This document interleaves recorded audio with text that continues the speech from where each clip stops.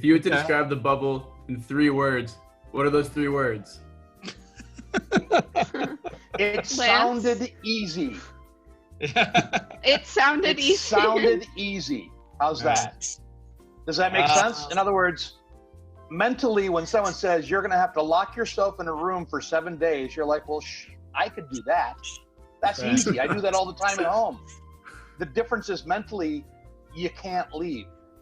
That's the switch that. Lance says it exactly right. But now, because mentally we know we can't leave, human beings just naturally go like, "What do you mean you can't leave? What the hell? You know, where's the secret tunnel out?" What's the best part and worst part about living close to your teammates? Well, the best part, I just think, you get back what we haven't had for months, which is those water cooler type conversations, except they're in our yard, or during our yard time when we're allowed to walk around. So there's a lot of serendipity, a lot of casual conversations while you're learning, and we haven't had that for a while. And then the worst thing, I mean, it's probably the same thing as like when you have your in-laws over. Like after a little while, it's like catching a fish. You know, eventually it's gonna, unless you freeze it right, it's gonna start to not be pleasant. So what are they like asking you? What are they concerned with here? Well, every day you check the temperature and your oxygen. And as you see, Lance has the green band on. That means he's not kosher. I can't go near him yet. So. Yeah, I'm not allowed to wander around until I get my green credentials that have a 6-foot sensor in it. So if I come too close to Daryl, it will buzz and say, step back. Really? Sort of like RoboCop. Restaurants you guys can go to together? Yeah, there's one restaurant at each hotel, as far as I know. Well, ours is good. It's like right on the water. And my first restaurant in 4 months was here. It's called Narcoossee's, I think. And it's pretty good. Yeah, so. We're actually not allowed to go from venue to venue, even though they're green zone to green zone. So even if we wanted to visit each other, Daryl and I can't cross over green zones. Right. My friend is at Disney right now, and she showed there's like a barricade dividing the bubble from the rest of the world. I know. We're gonna talk through the fence. I talked to her last night. So this is my magic band. So not only does it get me around the bubble, but I can also ride Space Mountain with this if I. Ooh. What rides are open to the people in the bubble? So during normal times when the people are there, it's none. But there's gonna be these special like late night. They're gonna open up the park. Oh, that's so fun. Yeah, exactly.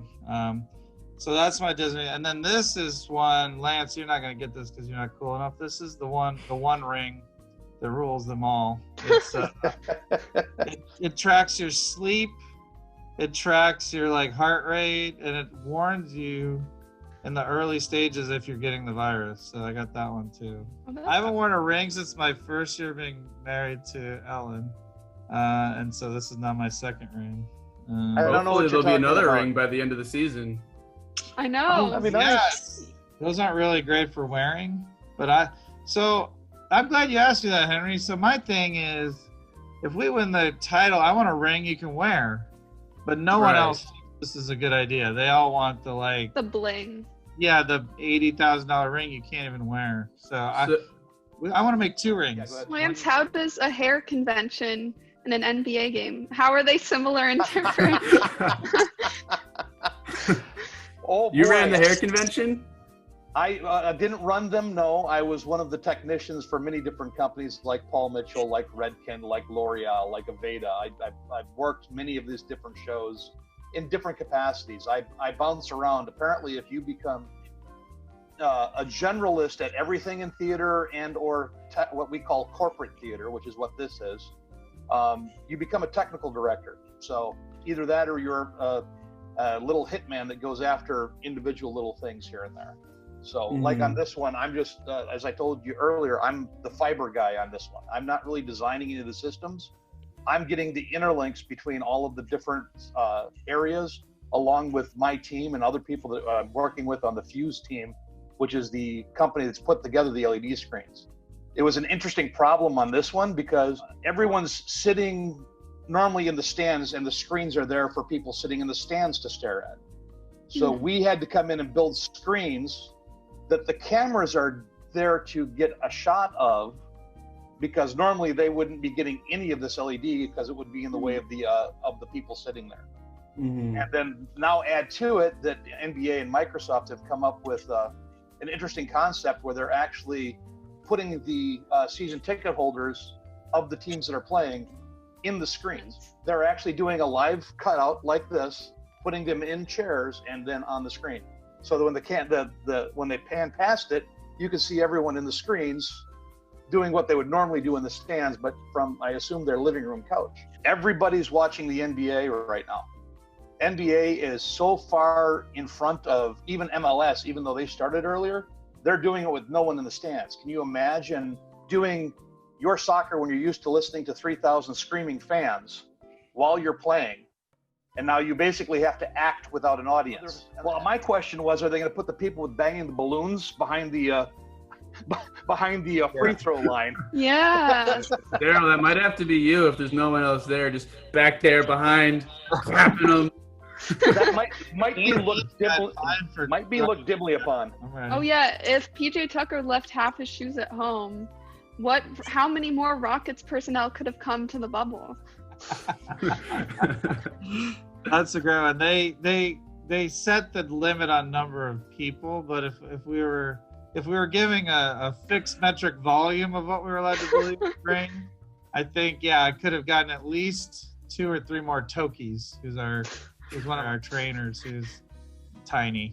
And personally, would you rather have more Tokies or more PJ Tucker shoes? Like, does PJ Tucker's more shoe quantity increase morale for him in play that much?